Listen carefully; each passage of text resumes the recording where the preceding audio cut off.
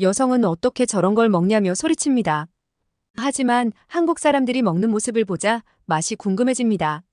그래서 한국 사람들이 먹는 요리를 시켜서 한 입 먹자마자 놀라고 맙니다. 과연 이 여성에게는 어떤 일이 있었던 걸까요? 이 내용은 영국인 여성의 SNS 사연을 각색 재구성한 것입니다. 안녕하세요. 영국에 사는 시에나입니다. 저는 영국의 작은 어촌 마을에서 살고 있어요. 제가 살고 있는 곳은 영국 남서부에 있는 마을입니다. 우리 가족은 어업에 종사하고 있어요. 저도 여자지만 일당백으로 바다에 나가서 열심히 일을 하고 있습니다. 잘 사는 집이라고 하기는 뭐하지만 그래도 형편이 어렵지 않은 평범한 집이었습니다. 하지만 그런 우리 집뿐만 아니라 우리 마을의 어두운 그림자가 드리웠습니다. 2020년에 영국은 브렉시트를 감행하였고 유럽연합에서 탈퇴하게 됩니다. 당시 영국의 총리는 자신은 유럽연합에 잔류해야 한다고 생각하고 있었지만 EU 탈퇴를 공약으로 했습니다. 그리고 국민투표 결과 유럽연합 탈퇴가 결정되었습니다. 영국이 브렉시트를 한 이유는 유럽연합에 남아있는 것보다 탈퇴하는 것이 낫다는 여론이 더 많았기 때문이었어요. 우리 마을은 주로 어업과 수산물 가공업을 해서 생계를 이어나가고 있었습니다. 영국뿐 아니라 유럽의 여러 나라에 수산물을 수출하고 있었어요. 브렉시트 결정 이전 우리는 유럽연합 EU의 일원으로서 다른 회원국들과의 무역에 있어 상당한 혜택을 누렸습니다. 특히 어업 분야에서는 EU 내에서 자유롭게 수산물을 수출입할 수 있었고 이는 우리 어촌 경제에 큰 도움이 되었습니다. 하지만 브렉시트가 현실화하면서 모든 것이 변했습니다. 브렉시트 사태 이후 지방 어촌 마을이었던 우리 마을은 수산물을 수출할 수 있는 길이 점점 줄어들었어요. 조금 지나면 괜찮아지겠지 하였는데 점점 심각한 경제난이 일어나기 시작했습니다. 지금도 그 당시를 생각하면 마음이 답답해질 정도로 정말 암울했어요. 평생 이 마을에서 어부로 살아오신 아빠는 생선을 잡아와도 팔 수 있는 곳이 없어서 힘들어하셨어요. 게다가 영국은 지속적으로 인구가 감소하고 있었기 때문에 영국 내에서도 예전보다 생선의 수요가 줄어들고 있었어요. 이를 막기 위해 영국 정부는 다급히 주변 국가들과 무역협정을 맺었지만 기울어가는 경제를 되살리기엔 역부족이었고 경제적 어려움은 계속되었습니다. 그런 암울한 상황이었지만 우리에게 손을 내미는 곳이 있었습니다. 그곳이 바로 한국의 한 회사였어요. 이런 상황에서 골뱅이를 한국이 전량을 수입하겠다고 나서니 천사가 나타난 것 같았습니다. 솔직히 영국에서는 바다 달팽이라고 부르는 골뱅이를 먹지 않았어요. 생선이나 굴, 연어 등은 먹지만 다른 해산물은 먹지 않거든요. 그래서 골뱅이가 통발에 걸리면 불가사리와 함께 쓸모없이 버려졌기 때문에 한국에서 이걸 수입하겠다고 했을 때는 정말 놀랐어요. 한국 사람들은 골뱅이를 엄청나게 좋아해서 한국 근처에서 잡는 골뱅이만으로는 수요를 감당할 수 없었다고 합니다. 그래서 해외에서 골뱅이를 수입하려고 알아봤다고 해요.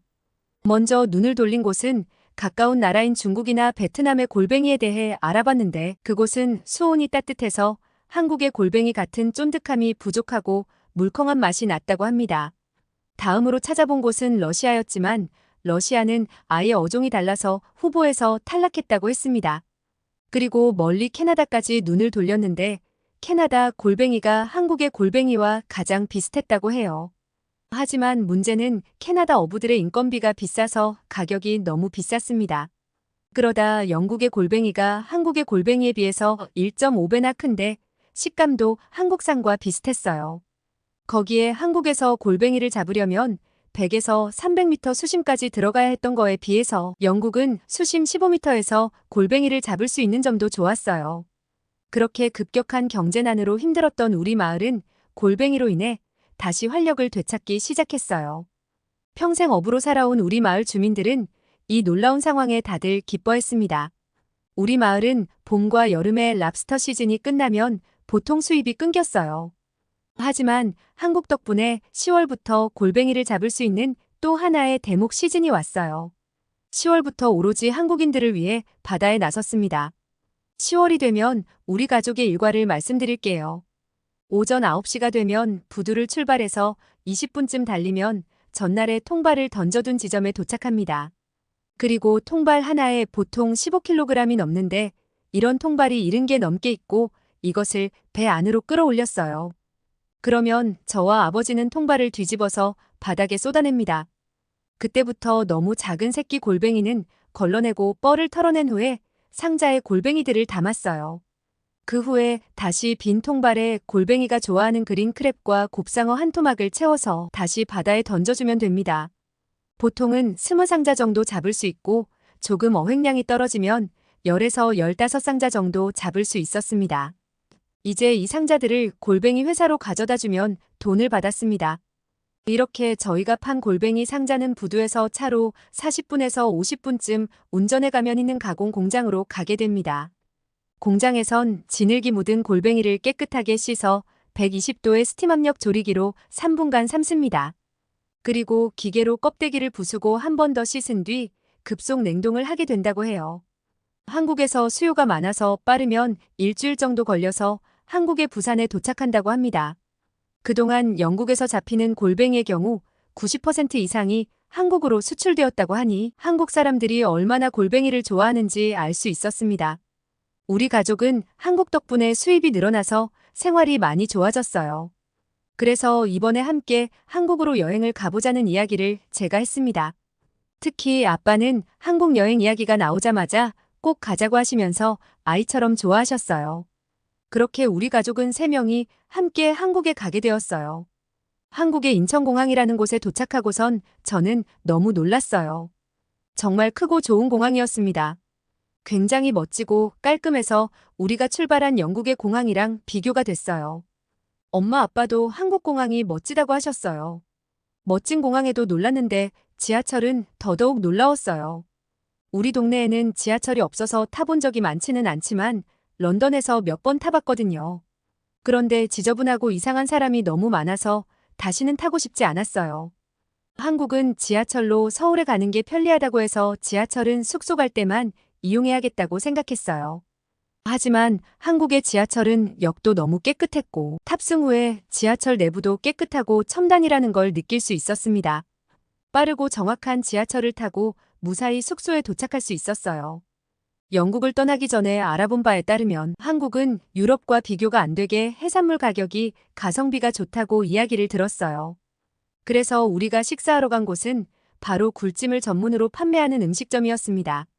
식당을 찾아서 갔는데 바깥에는 작은 수족관같이 유리로 된 어항 안에 조개와 생선 등 해산물들이 들어있었어요.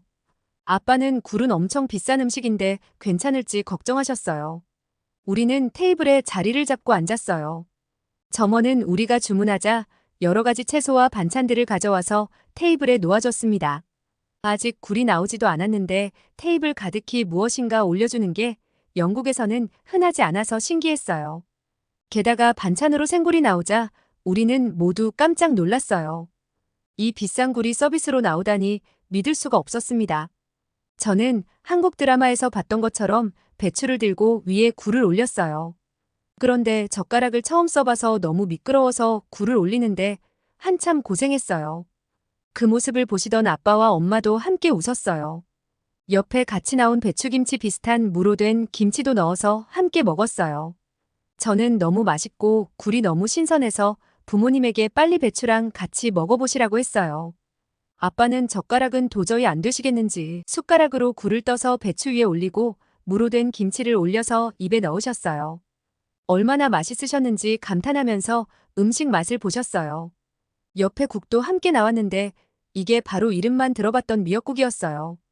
미역국이라는 음식은 한국에서만 있는 음식 같았는데 제가 알아본 바에 따르면 한국에서는 임산부들에 좋다고 해서 아이를 낳으면 많이 먹는 음식이라고 했어요. 미역도 먹어본 적 없었지만 한국에 왔으니 제대로 맛을 보려고 했기 때문에 미역국을 숟가락으로 한 숟가락 떠서 먹었어요. 짭짤한 맛이 나는 아주 부드럽고 맑은 맛이 나는 수프 같은 맛이었어요. 저는 미역국의 맛이 마음에 들어서 계속 먹었어요. 엄마도 맛을 보더니 맛있다면서 드셨어요. 우리가 굴찜과 함께 주문한 음식은 굴밥과 굴국이었어요. 처음 나온 것은 굴국이었습니다. 맑고 깊은 국물에 굴이 푸짐하게 들어있었어요. 한 입 먹어보니 굴의 신선함이 입 안가득 퍼지며 국물의 진한 맛이 뒤를 이었습니다. 평소에 굴을 주로 생으로만 먹어봤기 때문에 굴로 국을 끓인 것은 처음이었는데 굴의 부드러움과 국물의 감칠맛이 잘 어우러져서 마음이 따뜻해지는 기분이었어요. 이어서 나온 굴밥은 보기에도 푸짐했어요. 굴이 밥 위에 올려져 나오고 그 위에는 각종 채소와 양념이 얹혀 있었습니다. 비벼 먹으라는 점원의 설명에 따라 제가 대표로 잘 섞어서 엄마 아빠의 접시에 덜어드렸어요. 굴을 이런 식으로도 요리할 수 있다니 놀라웠고 너무 맛있었어요. 한 숟가락 먹어보니 굴의 촉촉함과 밥, 채소의 조화가 입안을 가득 채웠습니다. 굴의 풍미가 밥과 잘 어우러져 한국의 밥 문화를 새롭게 경험하는 기분이었어요. 부모님은 이렇게 부드러운 굴 요리를 맛볼 수 있다는 사실에 놀라워하셨어요. 그때 갑자기 점원이 다가오더니 테이블에 있는 뚜껑을 들어 올렸어요. 그러더니 그 안에 불을 붙였습니다. 그리고 대단히 큰 네모난 찜기를 들고 와서 그 위에 올려줬어요. 저는 기대 이상으로 굴이 엄청 푸짐하게 들어있어서 놀랐습니다. 껍질째로 굴이 안에 들어있었고 굴의 크기도 엄청나게 컸어요. 점원은 한 손에는 하얀 천장갑을 끼고 다른 한 손에는 비닐로 된 위생 장갑을 끼라고 했어요. 그러고는 뜨거우니 굴 껍데기를 잡을 때는 천장갑을 낀 손으로 잡으라고 말해줬어요. 우리는 굴을 하나씩 들고 칼로 굴 껍데기를 열고 안에 있는 굴을 떼어냈습니다. 고추장이나 간장 소스가 앞에 놓여 있어서 찍어서 먹었는데 정말 맛있었어요. 굴찜은 적당한 양념과 함께 찜통에서 푹 찐 굴이었습니다. 굴의 크기가 상당히 커서 놀랐고 맛은 더욱 놀라웠어요. 부드럽고 촉촉한 굴의 식감과 양념의 매콤달콤한 맛이 조화롭게 어우러져 한 입 먹을 때마다 행복감이 밀려왔어요. 영국에서는 그냥 생굴에 레몬즙을 짜서 먹는 게 다였는데 한국은 굴을 정말 다양한 방법으로 먹고 있었어요. 그나마도 너무 비싸서 어업에 종사하는 우리 가족조차 마음껏 먹어본 적이 없었어요. 한국은 정말 다양한 소스와 채소를 굴과 함께 먹을 수 있어서 다양한 맛을 느낄 수 있다는 점이 마음에 무척 들었습니다. 그리고 어려웠던 우리 가족이 어려움을 이겨내고 다 함께 이 음식들을 즐길 수 있다는 것이 행복한 기분이었습니다. 정말 배부르게 하나도 남기지 않고 싹싹 다 먹었어요. 더는 물 한 방울조차 더 이상은 먹을 수 없을 것 같았어요. 다 먹고 나서 계산하는데 가격이 10만 원도 들지 않는다는 사실에 아빠는 충격을 받으셨어요. 영국이었으면 이 정도로 배부르게 굴을 먹으면 몇십만 원은 기본으로 나올 거라면서 어떻게 한국은 굴이 이렇게 쌀 수 있는지 궁금해하셨어요. 그래서 아빠에게 제가 알아봤던 내용을 말해드렸어요. 한국은 굴을 다양한 방법으로 많은 양을 소비하기 때문에 굴 생산에 있어서 세계적인 국가기도 했고 굴 양식을 대량으로 해서라고 말씀드렸어요. 아빠는 굴을 참 좋아하시는데 유럽은 너무 비싼 가격 때문에 마음대로 먹지 못하셨는데 오늘 원 없이 굴을 먹어서 너무 좋았다고 하셨어요. 저는 아빠가 좋아하시는 모습을 보자 한국에 여행 온 게 너무 잘한 선택이라는 생각이 들었어요. 우리 가족이 다음날 저녁에 갔던 곳은 바로 한국의 치킨집이었어요. 제가 이곳을 우리 가족의 여행 코스에 넣은 이유가 있습니다. 바로 골뱅이 때문입니다. 우리가 골뱅이를 잡기는 했지만 제대로 먹어본 적이 없었어요. 영국은 골뱅이 요리라고 할 만한 요리 방법이 없었거든요. 게다가 한국의 치킨은 세계적으로 유명하잖아요. 한국 드라마를 보면 어김없이 주인공이 치킨과 맥주를 같이 먹는데 어떻게 그렇게 맛있게 먹는지 보는 사람이 너무 배고프게 만들었어요. 메뉴판을 보면서 저는 치킨 한 마리와 골뱅이 소면 그리고 맥주 3잔을 시켰어요. 잠시 후 우리가 주문한 음식이 테이블에 도착했습니다. 치킨은 바삭바삭한 겉면과 촉촉한 속살이 어우러진 모습이 입맛을 자극했습니다. 처음 보는 요리인 골뱅이 소면은 시원해 보이는 국물이 함께 나왔고 얇게 써놓인 무, 그리고 소면 위에 올려진 골뱅이가 인상적이었는데 매운 고추장 양념을 비벼서 먹으라고 했습니다. 우리 가족은 이색적인 조합에 굉장히 흥미를 느꼈습니다. 먼저 치킨을 맛보았는데 바삭한 튀김옷을 깨물자마자 퍼지는 닭고기의 육즙이 입안 가득 퍼졌습니다. 한국 치킨의 명성이 괜히 나온 것이 아니라는 것을 즉시 알 수 있었고 우리 가족 모두 감탄하며 치킨을 즐겼습니다. 부모님은 맥주와 치킨을 먹으면서 이렇게 맛있는 술안주는 처음이라면서 감탄하셨어요. 다음으로 골뱅이 소면에 도전했습니다. 솔직히 영국에서는 골뱅이는 굉장히 이상한 맛이 날 거로 생각했어요. 하지만 한 입을 먹어보자 그 우려는 기우에 불과했다는 것을 깨달았습니다. 골뱅이는 생각보다 훨씬 부드럽고 쫄깃했고 매운 양념이 너무 매울 때 소면을 먹자 매운맛을 중화해주면서 굉장히 맛있었어요. 아빠와 엄마도 처음에는 먹기를 주저하시다가 한 입 먹어보시자 어떻게 골뱅이가 이런 맛이 나냐면서 놀라워하셨어요. 우리 가족은 골뱅이 소면과 치킨이라는 이색적인 조합에 매료되었습니다. 치킨의 바삭함과 골뱅이 소면의 매콤함이 어우러져 맛있게 즐길 수 있었어요. 그냥 먹어도 맛있었지만 맥주와 함께 먹자 이렇게 완벽할 수 없었어요. 얼마나 맛있게 먹었는지 우리가 영국으로 돌아가기 전까지 몇 번이나 이곳에 와서 음식을 먹었을 정도였어요. 왜 그렇게 한국 사람들이 골뱅이를 좋아하는지 직접 먹어보니까 알 수 있었어요. 아빠는 영국으로 돌아가셔서도 그 맛을 잊지 못하셨어요. 그래서 저는 인터넷을 뒤져서 골뱅이 소면을 하는 법을 알아냈습니다. 그리고 한국 마트에 가서 양념과 국수를 사고 우리가 잡은 골뱅이를 삶아서 요리를 만들어 봤어요. 처음에 한 골뱅이 소면은 제가 골뱅이 삶는 시간을 잘 못 맞춰서 조금 질겨지긴 했지만 그런대로 먹을 만했습니다. 다음에는 시간을 잘 맞춰서 부드럽게 만들어 봐야겠어요. 우리 가족은 한국에서의 여행을 추억하면서 같이 골뱅이 요리를 먹었어요. 저의 이야기는 여기까지입니다. 여러분 시에나 씨의 이야기 어떻게 보셨나요? 한국인은 전 세계에서도 수산물을 가장 많이 먹는 국민입니다. 1인당 연간 수산물 소비량이 전 세계에서 1위라고 합니다. 삼면이 바다로 둘러싸인 우리나라는 싱싱한 수산물을 얻기 쉽고 다양한 해산물을 활용한 요리법이 발달했기 때문입니다. 그런데 우리가 사랑하는 해산물 중 하나인 골뱅이로 인해서 도움을 받는 나라가 영국입니다. 시에나 씨는 어려웠던 마을을 도와준 한국의 골뱅이 사랑을 한국 여행을 통해서 이유를 알게 되었다는 재미있는 사연이었습니다.